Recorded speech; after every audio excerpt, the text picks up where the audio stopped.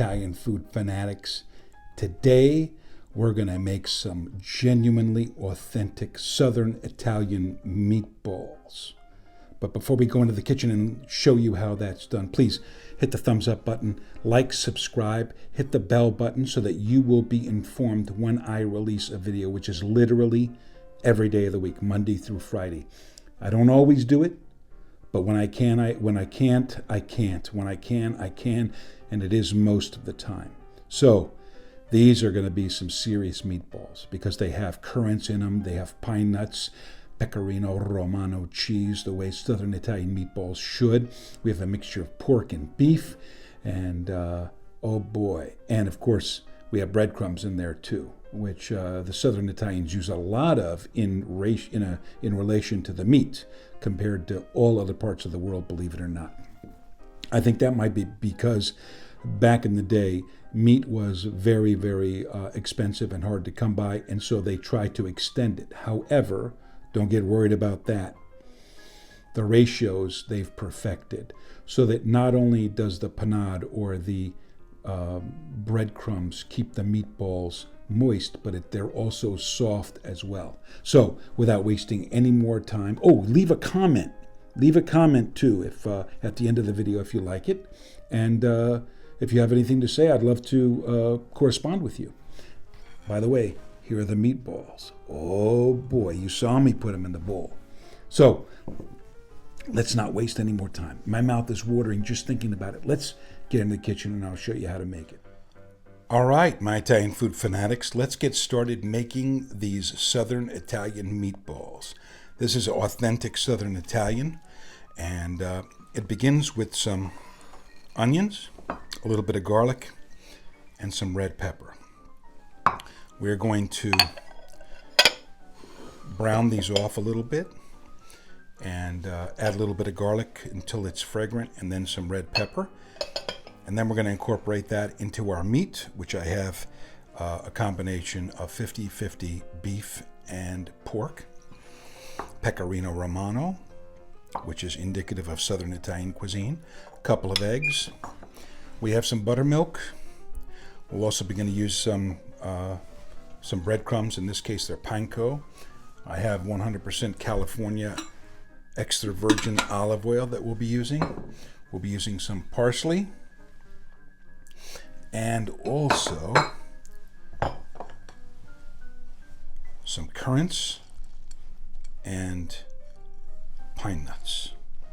This and the amount of breadcrumbs are really essentially what makes it Southern Italian, with a little bit of zing in there, and of course the pecorino cheese. And we're going to kick it up a little bit, kick up a notch from what you would normally find by actually browning the onions off and adding the garlic, and doing that first, and then adding it into the meat mixture, which they typically wouldn't do. Typically, they would just use garlic. So that's our deviation here from what they would normally use. And I'm using buttermilk as well. Typically, they might use regular milk or even just water. But I like the flavor that buttermilk brings to meatballs. So if you want to call it American Italian or an amalgamation of the two, then you're free to do whatever you want. In fact, you can change this any way you want. You don't have to do it the way that I do it, but here we go. All right, my Italian food fanatics, let's get started. We have half an onion here, and I am going to cut this into very, very fine dice. All right. So if we take these and put them together like this, and give them a little bit of a chop this way, you will see how they will, I don't know if the camera is jumping back and forth, but you can see how they will become very, very small. And we're just using this for a flavoring. We're going to use half an onion. We don't need to use the full onion.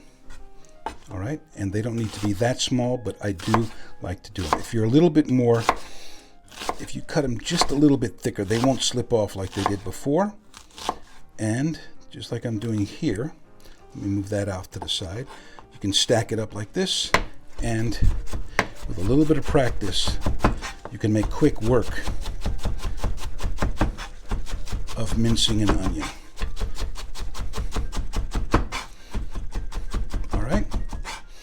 And we're going to do the same thing with the garlic, but we're going to do it separately. We'll put the onion in the saucepan, in the saute pan, pardon me, in the skillet, and get it started prior to chopping up the garlic, because the garlic will only be there for a few seconds until it is fragrant, and then we're going to take everything off the flame. So I will put these on, and I trust that you don't need me to show you how to chop garlic. All right, and we'll start in with the heat and the saute pan. All right, my Italian food fanatics, I put a little bit of olive oil in the skillet, and we are going to add right off of the get-go. I'm not going to wait for the oil to get hot. I'm going to add in my onions, and that way they can very slowly brown as the oil comes up to temperature. In the meantime, while this is happening, I'm going to be chopping up the 2 cloves of garlic. We have these 2 cloves here. All you do is basically twist them like this, and then the jacket or the paper will come right off, or the shirt, the camicia as they call it. We don't want to get that in there. So there we go. I'll be back.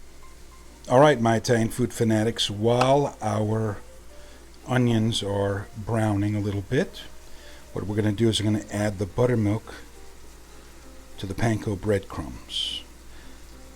Now, typically in southern Italy, you'd be using stale bread from the regular bread that you would buy to have for breakfast or to have for dinner.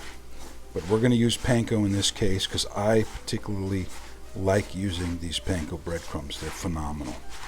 They are absolutely fantastic.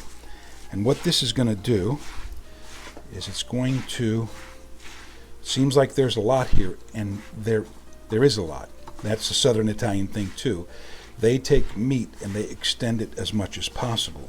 However, in the interim, what they found was that by doing this, by pre-soaking these breadcrumbs, not only does it make the, sorry, I have to move those onions around. Not only does it make the meatballs light and airy, in addition to extending them, but it keeps them also hydrated so that they are completely and totally, they're not dry at all. All right?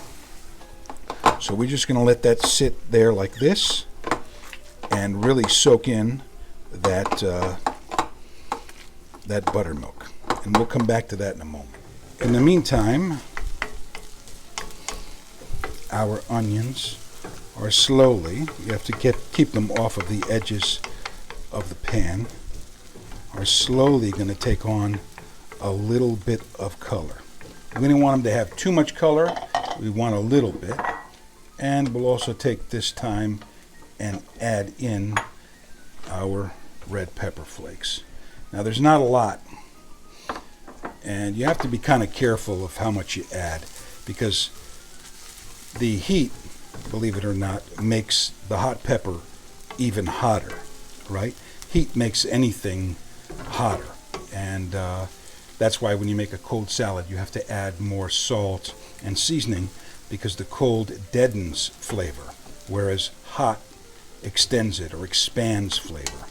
So when you're going to serve something very, very hot or warm or what have you, it's better to err on the side of caution and add just a little bit of, say, hot pepper, unless you know who you're cooking for, than it is to add too much, because the heat will enhance the temperature will enhance the heat of the pepper.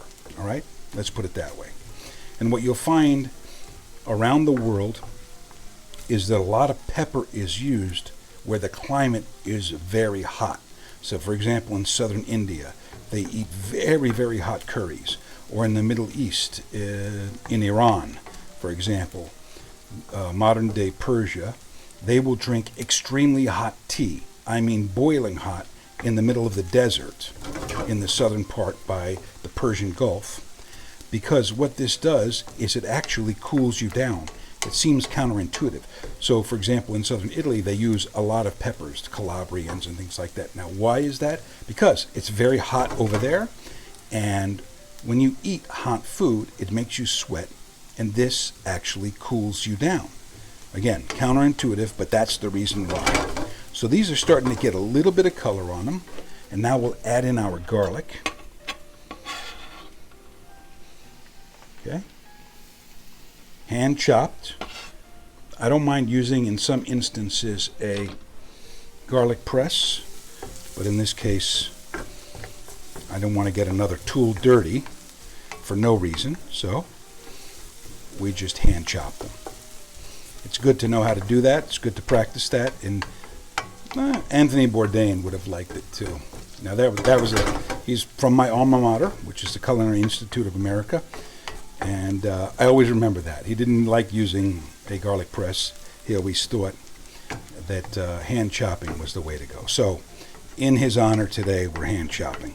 Although I wouldn't put it past you to use a garlic press if you're not comfortable in chopping the garlic that fine. So this is now added a little bit of color. It's been about 30 seconds or so. The garlic is fragrant. We don't want the garlic to burn. That would be a bad thing. That would be a sin, an Italian sin. Believe it or not, it's actually a sin in every culture. Although I have a good friend of mine who was a roommate with me in Culinary Institute who is 100% Sicilian, and they let the garlic come up to just prior to it burning before they arrest the cooking. All right, it adds a different type of a flavor, and that's an American Italian sort of a thing to do.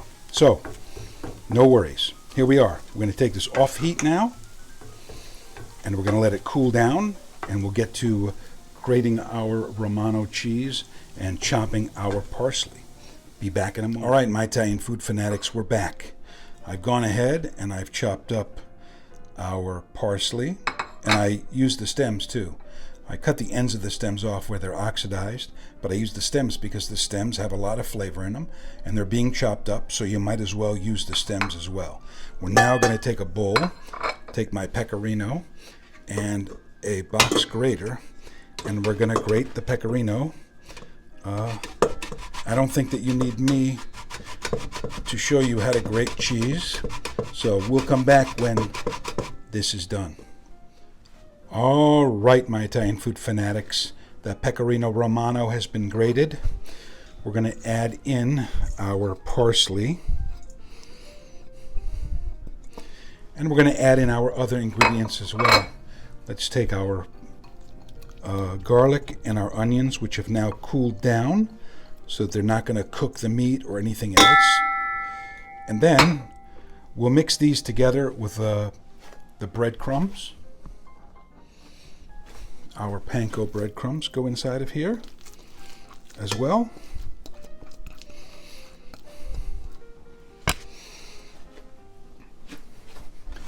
And of course our eggs. Now if you know me, you know that I like to do eggs in a certain way. We're going to take the eggs, we're going to crack them like this, and we're going to open them up to make sure that as we add each egg, there's no problems with the eggs, all right? On a flat surface, open up, and if there's any shells or anything, we can take that out, or if there's a problem with the yolk or the whites or whatever, we are not stuck with that problem. So now we'll bring this all back, and now we're going to mix this all in together. Now I'm not going to bore you with that. I will mix this together so it's a homogeneous mass. We will then add this to the beef and pork, and then we will fold in our pine nuts and our currants, and I'll be back for each of those. All right, my Italian food fanatics, we're back. We have our beef and our pork, and we're going to add that into this mixture, and again, mix it and make it homogeneous, and I'll be back when that's done. Okay, my Italian food fanatics, we have made this somewhat homogeneous. I'm going to add in some fresh ground pepper.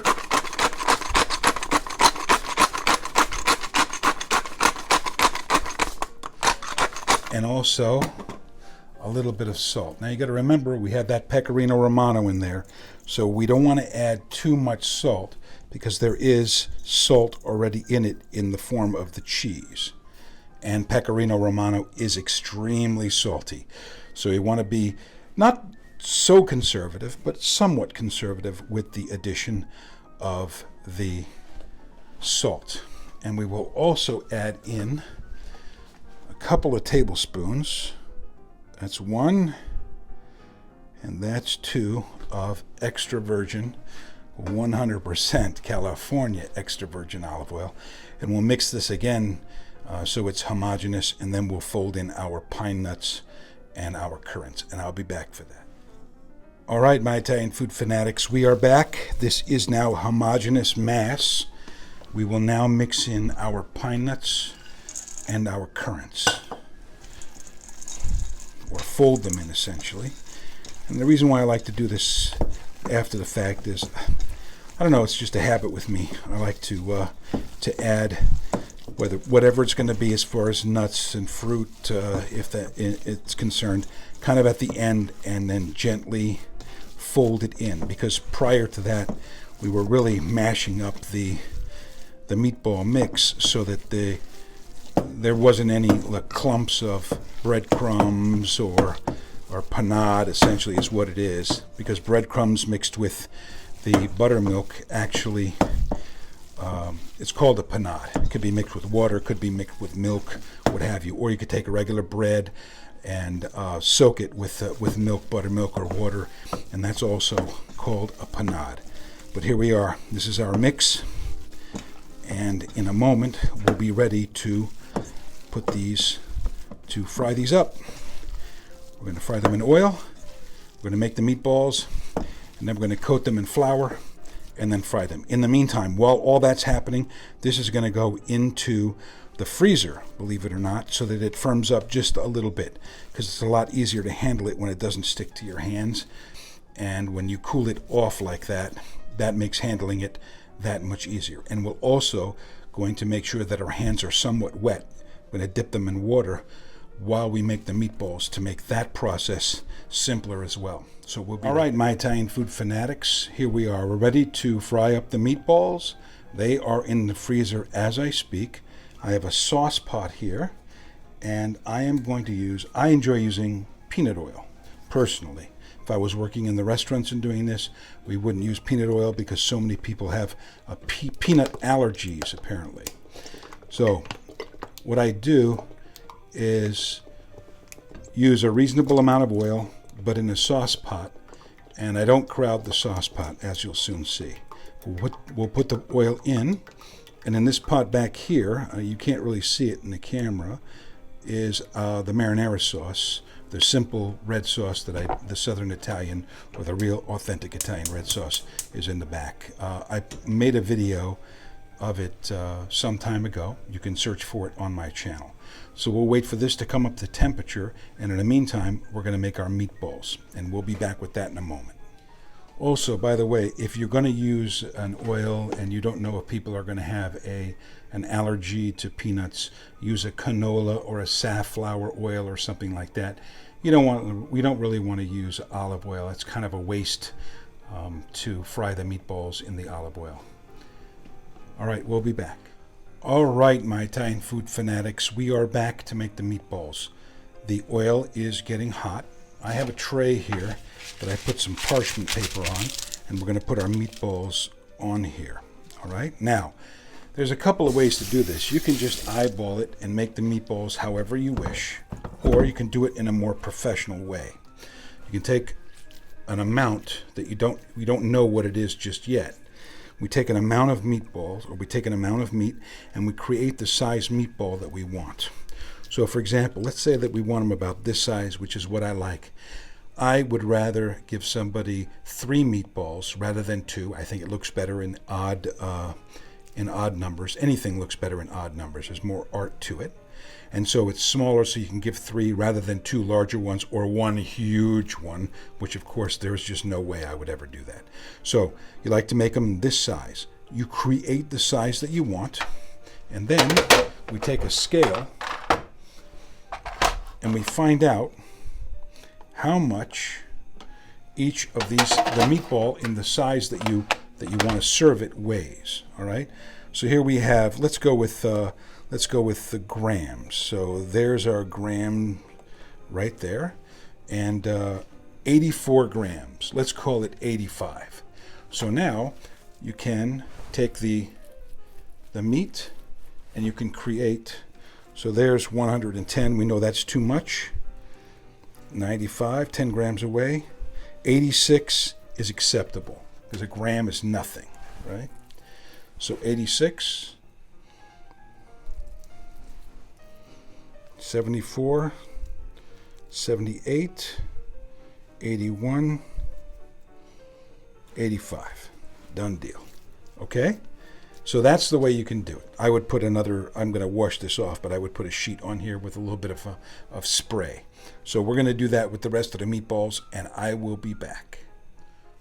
All right, my Italian food fanatics, we're going to get back to the meatballs in a second. In the meantime, this oil is coming to temperature, and we're going to see where we're at. We're at 357, 59, 61. That's exactly where we want to be. So we're going to turn this down and keep it at a constant temperature while we take care of the meatballs. In fact, they're going to go in just a second. So you see them over here. That's why I moved the camera. And what we're going to do is we're going to take some flour and a large spoon. And you'll see in a second what we're going to do. We'll take a very large, like a serving spoon. Now I get my hands a little bit wet. You can do it with a bowl next to you or what have you.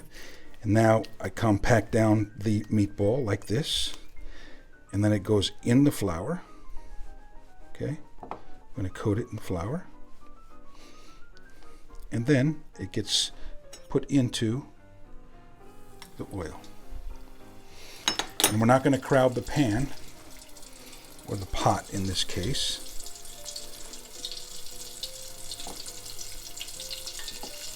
We roll it in, and then slowly and nicely put it in the oil. All right, I've turned up the heat just a little bit because now what happens is the heat is lowered as soon as you put the meatballs in. So we're going to do one more here, and we're probably going to add one last one before we start moving these around. See, they're already starting to brown. So you have to be very, very careful. You want them to brown evenly all the way around, and they will, so long as we keep them moving. All right, we have that. There's that one, and we'll just do 4. You rinse off my hands, and you have to be very careful. If you have water on your hands and it goes into that hot oil, you are going to be a hurting gator. So be very, very careful. Dry off your hands like I'm doing. I know you can't see it, but I'm telling you. And then we're going to move these around so that they don't burn. That's a currant. That's not anything burning.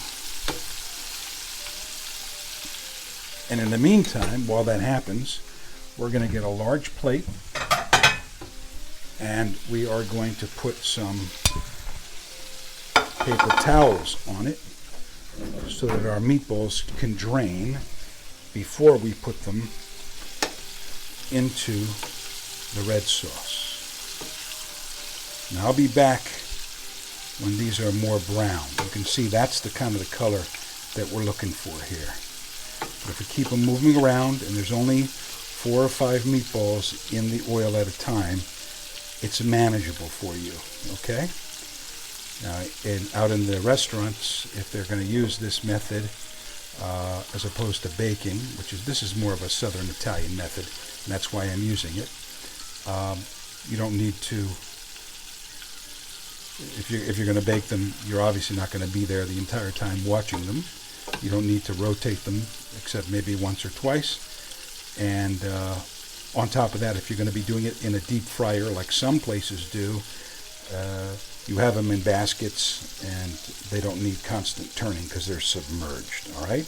But I'm doing it in such a way that you at home can manage and create the same end product as they would in a restaurant. All right, we'll be back. All right, we're back, and this is our first meatball. You can see how beautifully brown it is, but all over. That's because I've stood here and moved it around and rotated it within the oil. And so now we drain it a little bit, and then we put it on our plate lined with paper towels. All right, I'm not going to bore you with doing all that. Now you can see also that sometimes the currants, because they rehydrate themselves in the oil, they'll puff up like this and they'll fall out. That's okay. You just take them and put them somewhere else. All right. Look, see how that currant just rehydrated itself. That's all right. That's kind of cool. A little bit different, huh? A little bit different than you're used to with regard to a meatball.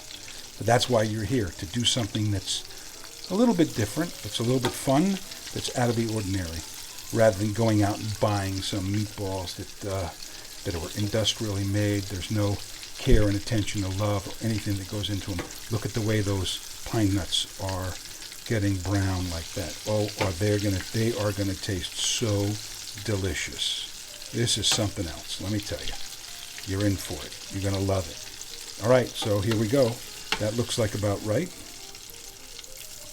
So you know this is what happens. By the time you get one in, it's time to pull one out. All right? And I'll continue on, and I'll come back when all the meatballs are done. All right, my Italian food fanatics, this is what you're looking for.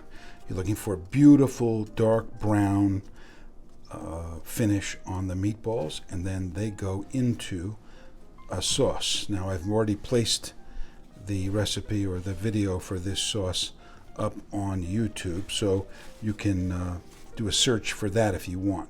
But these are going to go in here, and they're going to simmer away for about a half an hour, and then we'll be back to taste them. See you in a bit.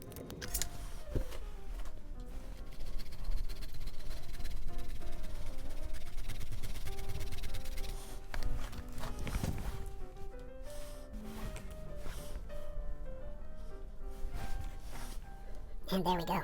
How sweet it is. My Italian food fanatics, feast your eyes on those meatballs.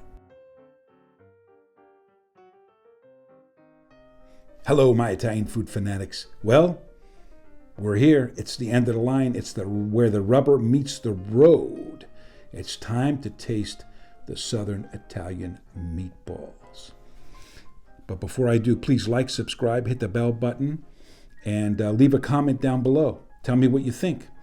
Maybe you liked them. Maybe you like the way they look. Maybe you want to try them. If you've tried them, let me know. I'd love to hear from you. So here they are.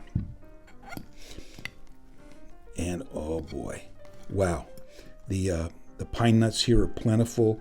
The currants, when I opened them up, the pine nuts come out. Now, pine nuts are expensive, but you know what? If you're going to make this every once in a while, you might as well spend a little bit of dough.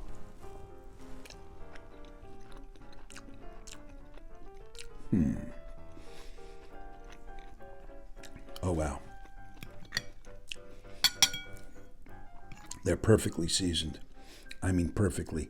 And a little bit of sweetness from the currants. And the tomato sauce. Really, really good. My goodness. Now, these are just fresh out. I bet you, if we cooled them down and then reheated them, they would be even better. Because that's, with some Italian food, with certain foods from around the world, when the flavors meld, they end up becoming better the next day. Of course, pasta to me is not better the next day. You got to have it right then and there. But sometimes with meatballs, you can let the raw meat mix sit in the refrigerator and then cook it the next day, and it could be even better.